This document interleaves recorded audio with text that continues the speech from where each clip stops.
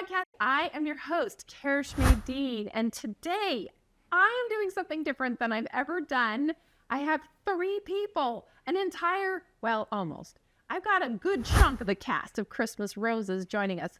We are starting with a writer, a woman who is acclaimed screenwriter and talent in the Utah film community. Her works include Christmas Oranges, You're So Cupid, The Christmas Project, and Minor Details. Her latest is the endearing Christmas Roses. Please welcome Sally Meyer. Hey, our next guest is a seasoned talent in Utah who has been featured in The Night Clerk, Arctic Hollow, Extinct, and Mr. Earth. She plays our widowed heroine in Christmas Roses and can now add producer to her resume. Please welcome Stacey Ann Turner. Thank you. So happy to have you. Stacey's daughter was also slated to be here, but she's down in the dumps with the flu, so prayers that she can start feeling better. But last but not least, certainly not least, It's an actor that is well known throughout Utah, Idaho, and the Hollywood community. I was so excited about this. She has spent her life honing her skills in theater across the country, has worked on the set of Law and Order, All My Children. She's when they say stories, I'm watching my stories, she was on there. She was on there. And What Would You Do? And is currently our beloved not grandma, Hazel in Christmas Roses. Her talents span the theater, the screen, and the music scene. Please welcome Becky Borczon. So Sally, obviously you love the Christmas theme. I do. I do. That is. So what was the inspiration for Christmas Roses? Just the story came to me. I get these little jogs in the mind. Yeah. And if I get a little bit of an idea, then I just build on it.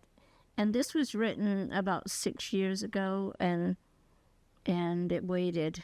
It waited for all the people that. I remember because I was. Yeah. Yes. Because we were conversing about that. Yeah. And I had a table read at the Zion Indie Film Festival, yes. And Stacey and Cosette did the table read. That's right. I do remember that. She had Cosette audition, and it was really awesome because for a table read, Sally was so serious about this project. Yes. She wanted children to be able to audition, and I thought that's really cool. I've never had that happen, and Cosette did, and then she got to come read for that. Yeah. And it was a really beautiful table read. It was. It really was. I was there. It was fantastic. That's right. Yes, it was. I love it. I love it. And I love that Sally has a way of incorporating all of the human age and character, personality. She weaves it all in. It's very full and rich. This particular story, Christmas Roses, you see all of that. Mm-hmm. You see all of that. You guys have had over a 2 million. So you said it was 2.6 million at this point. At this very moment. Views. They are on Amazon Prime, obviously. They're also on Living Scriptures, and it's also on Tubi. There's a few other platforms that it's going to be on, but right now you can see it on all of those, and it's phenomenal. We've watched it. It is exactly what you need to watch for this Christmas season. It just brings the spirit all the way in. I just love that. I love that. So Stacey, you play the widow in this, which is, you're in a very difficult situation. You are, obviously unplanned, very young, have a young child. What was that dynamic for you? So I felt like that's a great question. With that dynamic, I thought about that a lot. I thought, how can I portray a widow when myself, I haven't been in those shoes before? Right. And so that was a bit heavy at first. And then I thought, this story also has a beautiful arc to it. And so I held on to that. And so at the beginning, when I first met Rosie, who I got to act alongside, I thought, man, she is just like her character. She's just the sweetest little spark. And for me, that made it so real. And to see her sad made me sad. But I feel like to bring that character to life, I really wanted that arc for her too. So from the beginning of the scenes to the end, I wanted her to kind of carry that weight of not sure. She wasn't quite surviving. You know, she was still or thriving, if you will. She wasn't thriving, and it appeared to us as the audience that she was trying to find her footing. Like she'd been blown off the path, and she was like, "What am I doing? What am I doing? I don't have a job. Are we going to stay in this house?" And so I asked myself all those questions. Like the ground, the foundation is not stable right now. And that first day, I just remember seeing everything and thinking, okay, this is real. And here we go. And you just kind of jump into that. And I had a friend tell me, like, I watched this film and I was actually really concerned for you because I'm not used to seeing you so sad. Right. And I was like, that was in a way a compliment. It is a compliment. But like I felt that sometimes too, where, you know, the director's like, are you okay? Though? But don't you have to, as the actor, you have to be able to tap in. Otherwise it doesn't come across with any kind of sincerity, right? Yes. I mean, both of you did such an excellent job of tapping right into your character to make sure that I really did, I was thinking that you would be in your little tidy, you know, with your, you know, you were really spot on. She was. I mean, just spot on. I loved it. And so, but you didn't just have the widow's element. You had the widow with a child that you have to navigate. And the child was not navigating. She was, I mean, a good little girl, but just being quirky and weird and, you know, like constant calls from the principal and everybody's like, you know, and I remember, well, I would have handled it completely different, missing, like, my kid didn't come home. Right. What are you talking about? Like, you know, what? You know, but as in true character, as these screenwriters like Sally can do, they can just weave it all right back in. No, it's going to be this way now. And then, you know, it's going to be perfect. It'll all wrap up. So Rosie, is she, I want all of you to just give me, I mean, she seems like she is just this adorable, gregarious, charmingly delightful child. That's what she puts on the screen. Yes. Is she that way in real life? She's just easy peasy, just easy peasy. Day in, day out. Yeah. Excellent. In fact, I would say one of the biggest challenges I had as an actress on this project was to be mean to her. To be so right. Right. I wonder how you did that. She just very smart. She's funny. She's caring. And she's very talented. She really is. She really is. But, and I know that in any other situation, because your situation, Becky, is different as Hazel. You are jaded and you are grumpy and a little crusty, you know? I mean, but that's kind of like this really delicate, fragile facade on the outside, because you can see through the rest of the show that you really do come out. You know, there's parts where they prick, you know. I loved when you put your clothes on her. It was such a fun scene. What made you think that, Sally? Why would you? That was so clever. I don't know. It just came to me. It'd be kind of fun to have her dress up in, you know, older ladies' clothes. Yeah. And just say, oh, that looks very, you can have it if you want. Well, but I wondered, I mean, only in your jaded state would you be able to talk to her that way. There wouldn't be any other way, because most little grandmas, I know, if someone today called you, even if you hadn't done this show, right, you would have been like, oh, honey, you know, you would have been so different. We would have been like, oh my gosh, you think I do? Oh, this is the worst possible. Oh no. And you'd probably go meet her and talk to her mom. And, you know, I mean, but Hazel was like, rah, you know, and that was. As Hazel, it was so wonderful because Sally wrote this wonderful arc for Hazel as well. Oh, yeah. Had lovely, as an actress, I can't speak for Stacey, but I think she would agree. The most fun is when your character changes. Yes. Changes. Yep. Yes. And I'm like, I always think I was like cast iron in the beginning.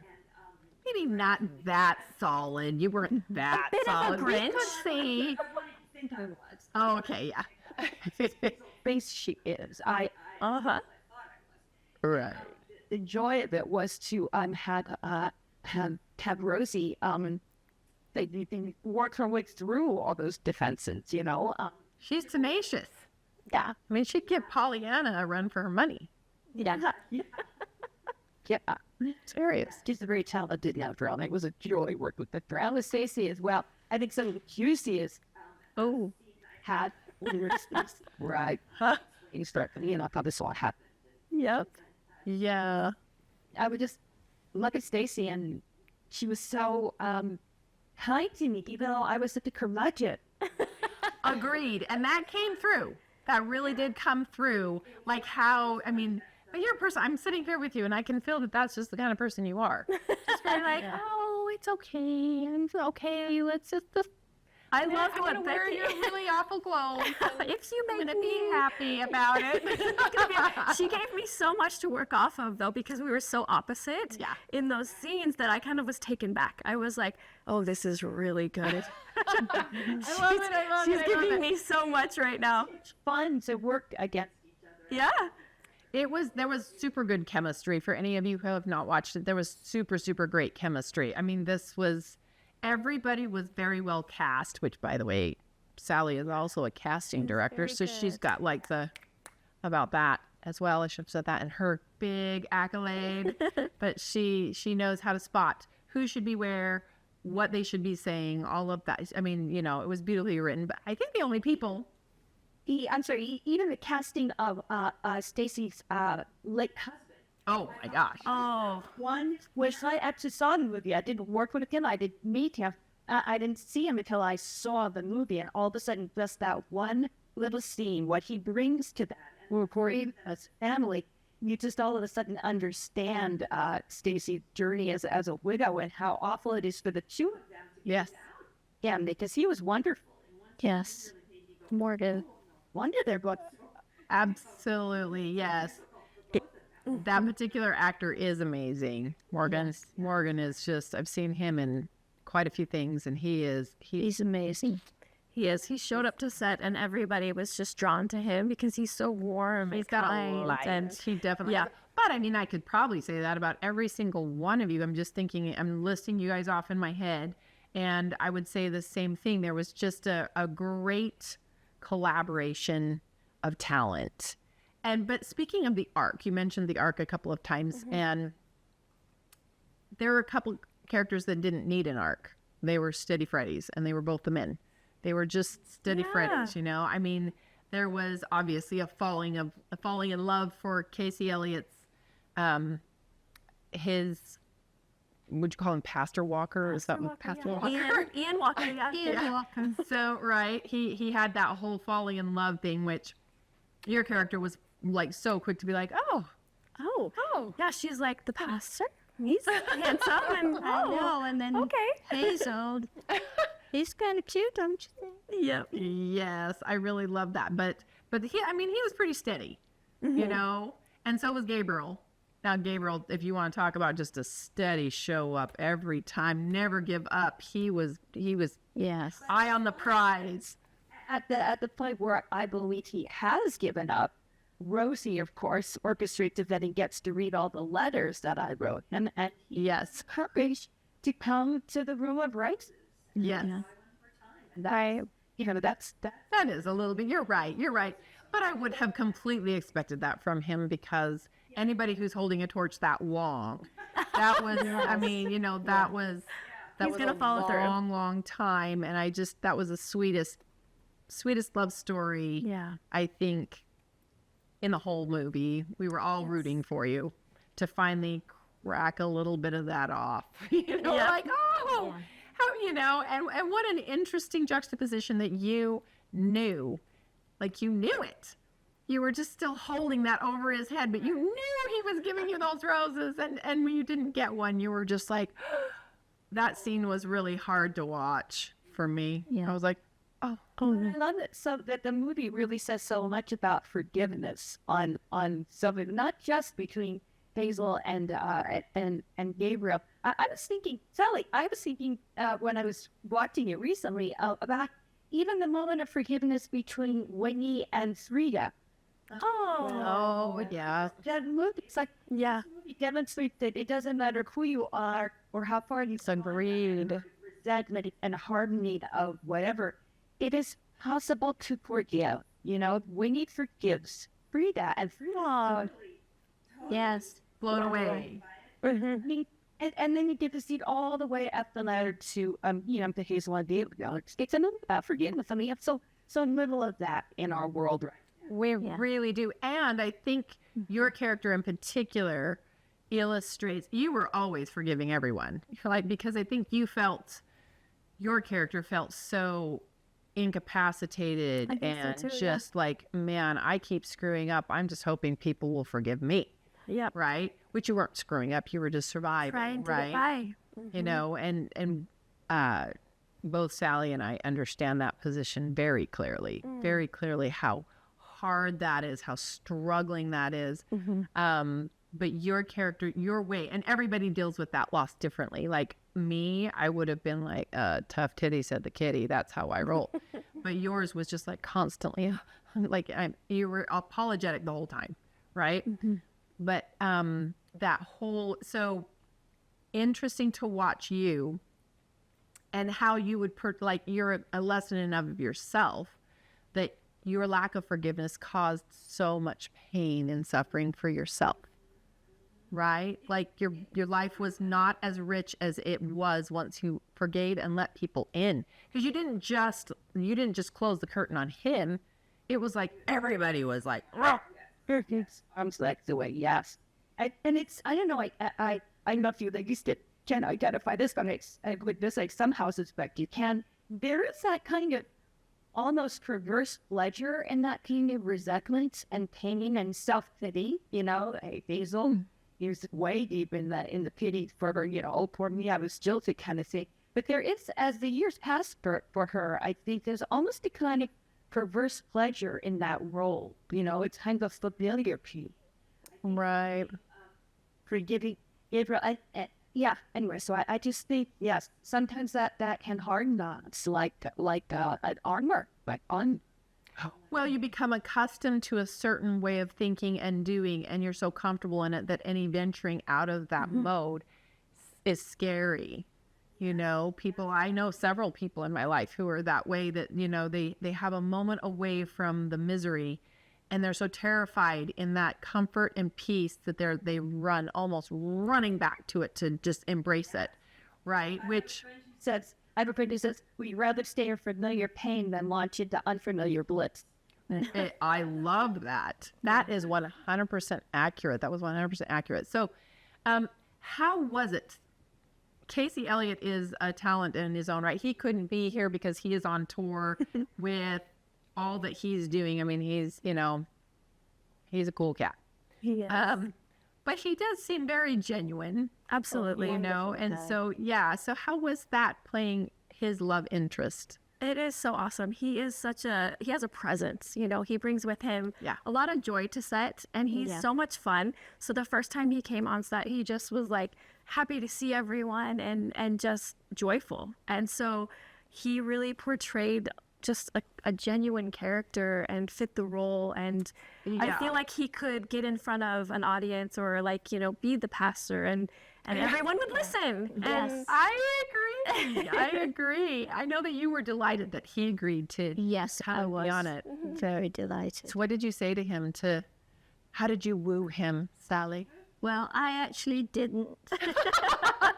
Stacey did. oh, Stacey knew him and worked with him before, and so she said, "What about Casey?" And I said, "Oh, could we get Casey? Yeah. That would be amazing." And then- does he have time in his schedule? I feel like it was so natural with Casey because he is so easygoing to work against that it wasn't forced. It was just very pleasant. And, the scene where we're like painting and looking at each other, we just like joke because he's done other films. And it's just like you do like the hand touches and they look at each other and stuff like that.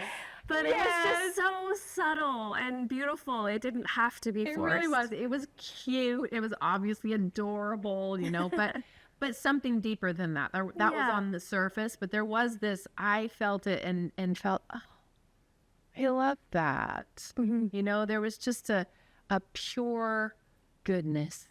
Sally's really good with the kids and having that written down. Like when she does the scenes with the children, I just love all the funny little things they say. Me too. Yeah. I love kids. They are just the best. And my sweet husband does not like kids, but he loves humans. So it's okay. But I just loved it. Get them right up in my lap and just, talk to them and see what they'll do because they surprise you. They have so much talent and so much ability.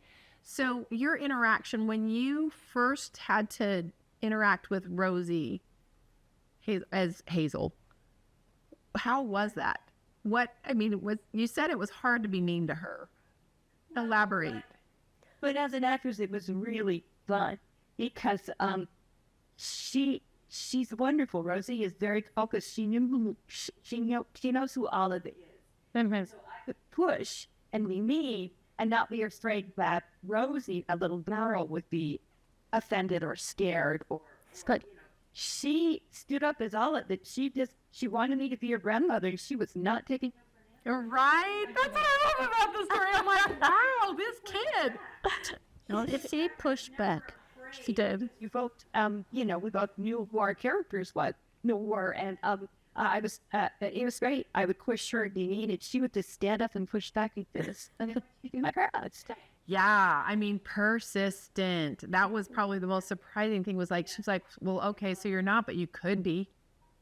I can adopt you. It was so endearing, that, And it really lent to the idea that sometimes when you've had that kind of loss, that you are 100% just looking for somebody to fill the void, to just please love me, please. My mom is obviously going off the rails over there and she doesn't know what's going on. And I 100% understand that, that's a terrible situation to be in, to where you're just like, I just can't even be your parent right now. I'm trying. I'm superficially, I'm surviving as your parent. I'm keeping you alive and dressed into school, and you're even bucking at that. Right. But she was looking for something from you, like this steady, well, I know a grandma would help me. Yeah. She'll handle this. Right. I love that. I love that so much. And Gabriel, he is, he's just I've seen him in many, many things, and he just brings it. He knows, and he's got those endearing eyes, right? There's something about his eyes. And that he's just, well, that's the thing. When you cast people who are good people, it shines through, I wanted Bruce. I wouldn't take anybody else. Yeah. I told John, I don't tell John anything about it. I said, John, it has to be Bruce. And then when we got Becky's tape, and we all three looked at it and we're like, wow, that's Hazel. And we didn't look any further. As soon as that tape popped in, it was like, it was so clear. Got her. Yeah. And you were even more. Yes, you guys all came together just perfectly. And just, I did want to ask you guys, so you guys were filming when it was hot, right? Not super hot. Not too bad. Because the blossoms were I know. She's coming from Idaho, so maybe it was really hot for her, but for us it wasn't bad. Wait a minute. I remember when this was filming and it wasn't winter. Yeah. How was that? Well, there was one scene we filmed outside with the car, and I had to tell cute little Rosie's character that, she's making this really difficult. And we're sitting in that car, and it was so hot because we kept having to wear, our jackets and pretend like it was wintertime. And I see just her cheeks get so like, please drink lots and lots of water. Can't let the child dehydrate. Somebody help us. So, what was your favorite? 2 questions. The first one, what was your favorite scene? Each of you just tell me, which was your favorite scene to film and why? Well, there was a moment with Gabriel and Winnie where I remember seeing it filmed, and she's like, can you help me with my lines? Oh, yeah. And Bruce, who played Gabriel, did this where he was like, okay, I'm Scrooge. And that moment for me was just so amazing because you saw, because that literally just, whoa, this is amazing. It kind of was in this way, like that symbolic turn of like. He just took that and just did it. Yeah. It's perfect. He brought so much, but that scene was really, really fun for me to watch. I do remember that. I remember that. Him just being exactly the grandpa that everybody needs. So for you, Becky. The scene I enjoyed watching being filmed the house was the Christmas pageant. Oh, Yeah.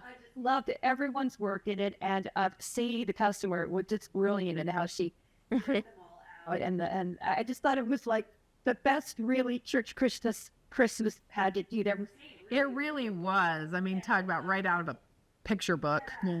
Theo, God bless everyone. I just, I was trying to be crappy Hazel, but they could, continue. And I would just sort of cheer up every day. Oh, I loved watching that. My favorite scene to play probably was with Bruce at the very end in the Rose Brand.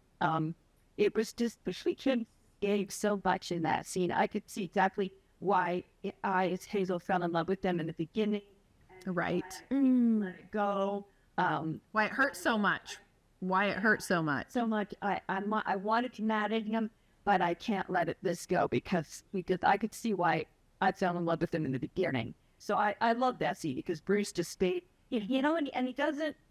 It's so subtle. It's so subtle. He doesn't grimace or just looking in his eyes. I knew exactly, how. Anyway, it was lovely. I loved filming that. That scene was lovely. That was one of my favorites as well. Just because of that, the final, because we've got somebody who's been carrying a torch for many, many years. Oh, yeah. And I was going to ask the question, do you think that still happens? I actually know that it does in my own personal life, but how long, that is persevering. We're in a world of crank it out, What does that say to someone that's holding that for so long and just holding out that there's a possibility? Yes, and the idea that I, as Hazel, he abandoned me, I think, that's my character's he abandoned me, and yet he's doing penance and proving how steady and constant he can be with the roses every day for probably several years, Oh my goodness, yes. He's just, it gave me a lot to work with that, I was so angry at him that he had left me like that. And yet, when he comes back, he also will not take no on it. No. He was definitely maybe the yin to Rosie's yang. Or she was just, not as quiet as per se. He was more the quiet behind the scenes. I'm going to keep showing you. So, Sally, what was your favorite scene? There's a couple. When Rosie says to Hazel, I can't fly.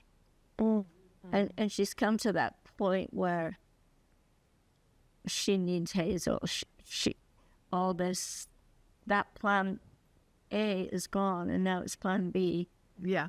And then when Hazel and Rosie on the bed, and we say, we always say that whenever we don't ever say that is true, but when we say that is true, we say it just like Hazel That said. is true. That is true. And we think of you. And that is The first crack. yeah, that was the first crack. Back to me with that, yeah. Yeah, and you could see it on your face. That is true. Everybody does deserve to be happy, and Gabriel's not happy. He's not fulfilled. So it was like the little. There were a lot of people who were not happy in the film, but there was still a very strong element of hope that's Right. just was woven in to make sure that the audience didn't give up. Yours was very obvious. We were all holding out like, oh, you better bring him together. I knew, but, I was like, oh, it's hard to watch. It's hard to watch and have that little, is it going to work out? Do you guys think, because this little town you guys concocted, do you think that actually there's still places like that would, let's bring your car in and let's bring you in and let's just help. And in this present world, is that even, not only do they exist, would you even allow it? I know Sally would stay in the car. She'd freeze in the car. And it would just be really cold, and she would hope. Yeah. Every year, my family goes up to a little town in Montana, and we have the 4th of July up there, and is a community. They all know what's going on in each other's lives, and they support each other because the nearest community that has a grocery store is an hour away. And so you have to rely on each other to survive if anything happens, like if your car breaks down.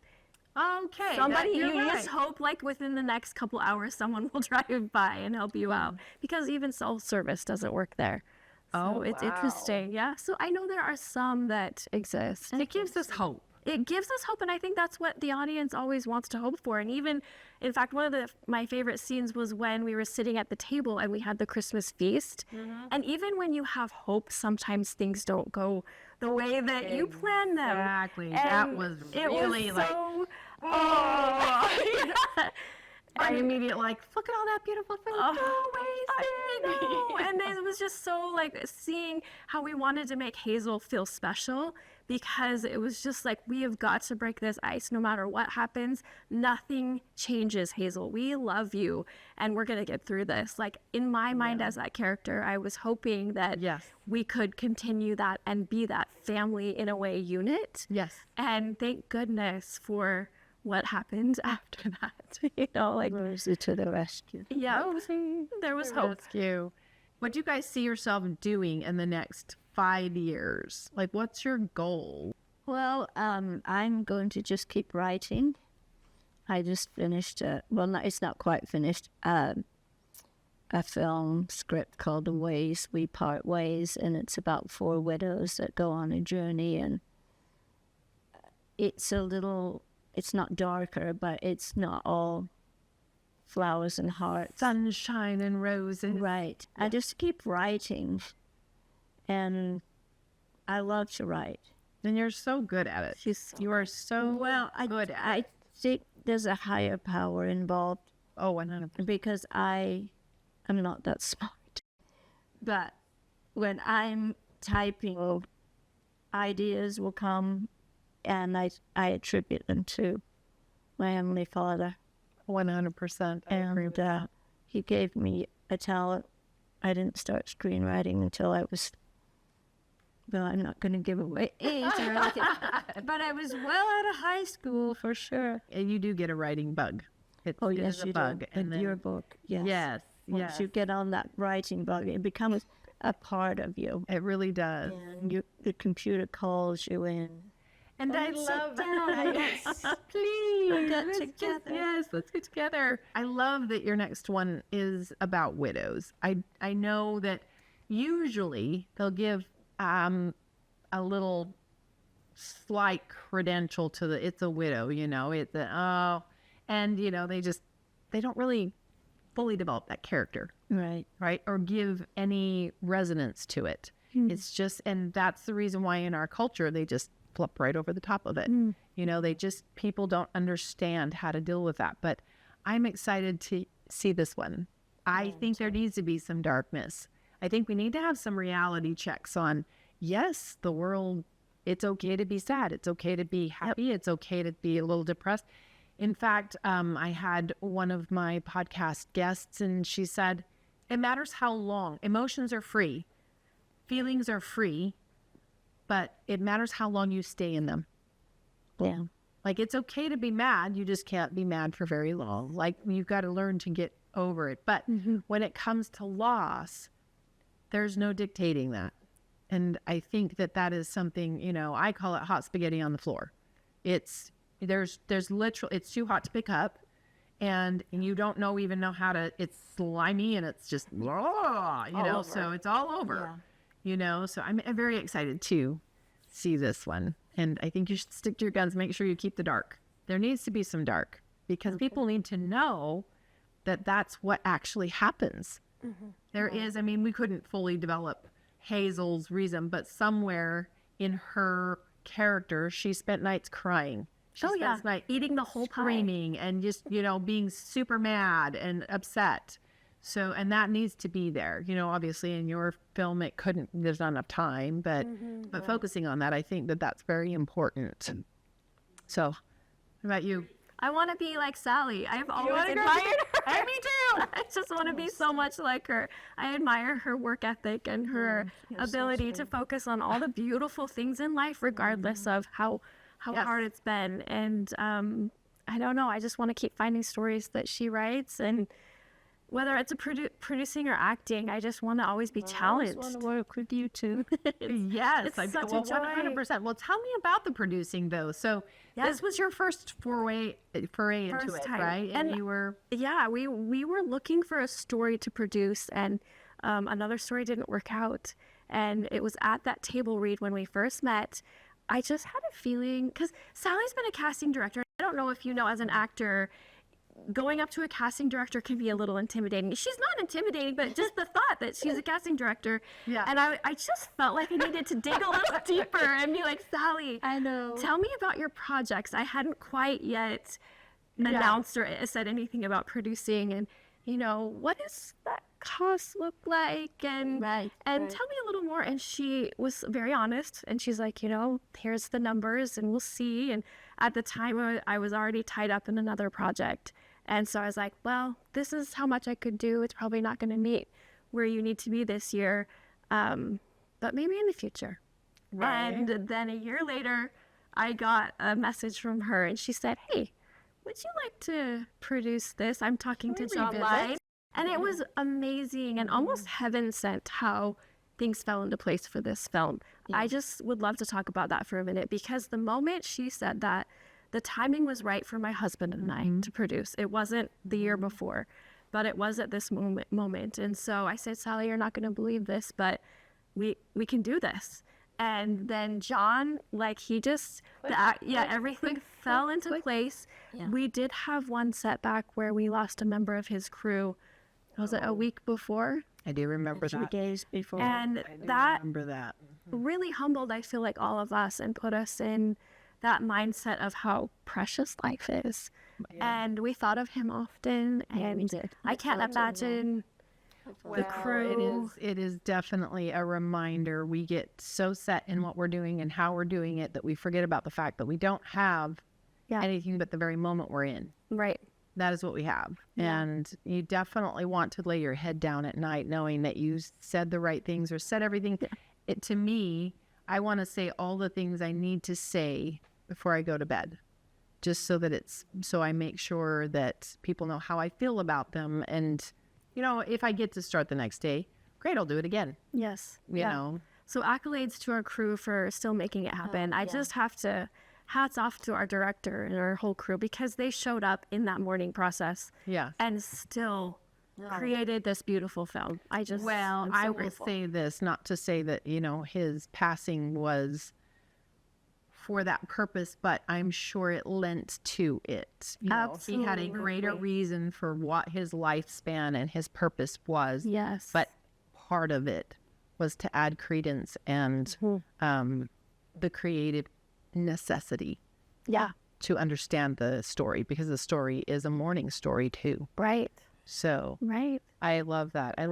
No, I didn't know the crew member, but I saw very clearly friend John and everyone. Something that was very important to them was to honor his memory. Yes. To honor him, not just get through it, but to honor him and what he would have brought to the project. But I didn't even know the person. But I was very moved by that. Oh, I think it couldn't not be. You could not be. So how about you? I love being on set. People don't. Sometimes actors don't. There can be a hurry up and wait on a John Lyon set. There apparently he's always He is, yeah. Great. I love the filming process. I love working with good actors and good directors.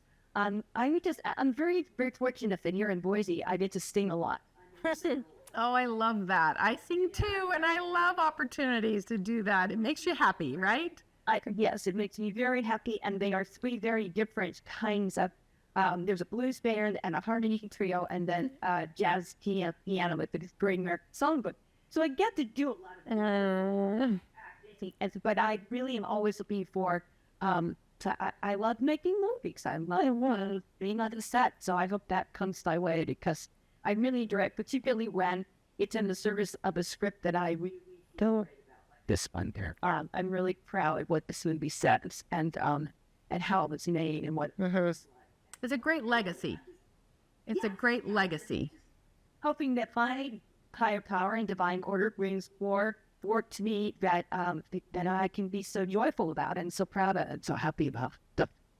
I love that. I love that. So, in your private lives, is there anything in this film that directly connects to your private life?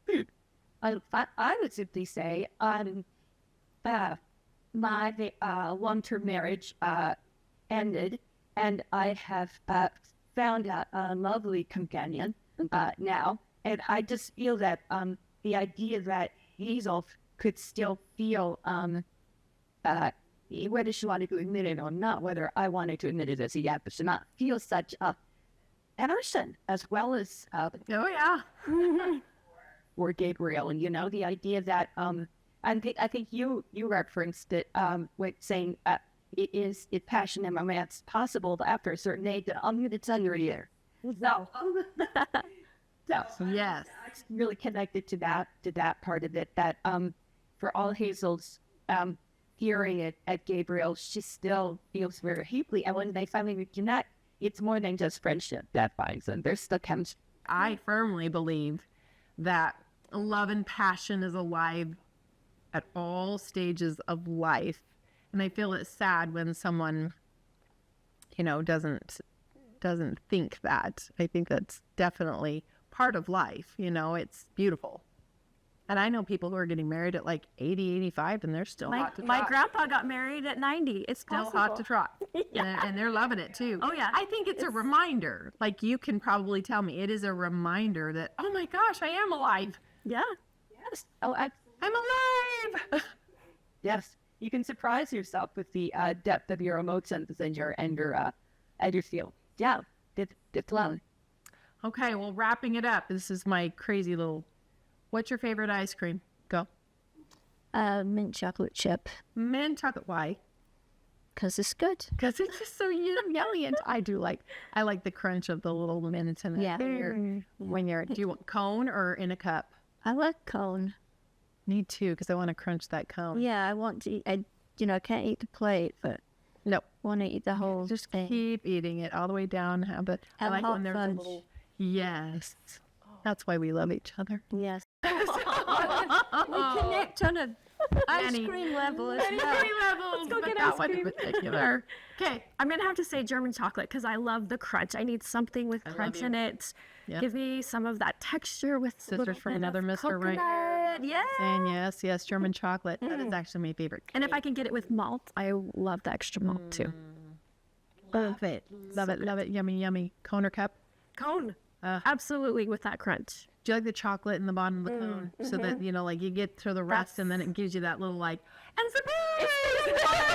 Yes, the best. Yeah. I love that. I love that. Okay, Becky. Triple chocolate chunk. Oh. As my mother rather famously said, there are only two flavors in this world: chocolate and not chocolate. I love it. Chocolate as you can get it.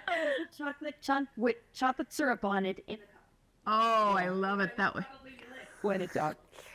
Yes. You know what? I take whatever. I never throw a fit. If they're going to hand me some ice cream, however it's coming to me, I'm like, yes. Oh yeah, I would trade that for good to think. No, but if you're asking me, my Your dream. I love that. I just actually had one of those the other day. When I took my girlfriend to get ice cream, and I had the triple chocolate with the brownie, and they were very generous with the brownie chunks. I was very happy. Very, very happy.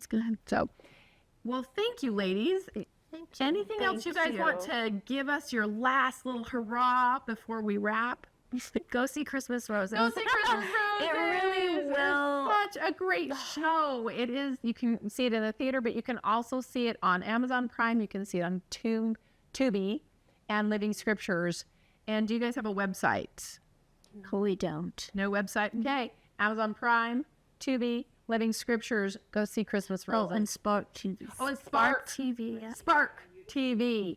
And I promise you, we've seen it. My husband is in love with it. He thinks it's just a fantastic. It's just, and all the garbage that you could be having to sit through. Yeah. This is going to make your heart happy. So I had several people, unrelated people, say to me that with everything going on in the world, it doesn't matter who you are, what you think. It's just so lovely to go and spend some time with people who truly love and forgive each other. Oh. It was a nice oasis. I agree. I'm giving my second to that. It is an oasis away from this crazy little world we're in. But testament that we have some very wonderful people. There's good in this world. There's good to go watch Christmas Roses and you'll see it. I'm your host, Careshmeh Dean. Make sure you like us, share us, and subscribe. Until next time.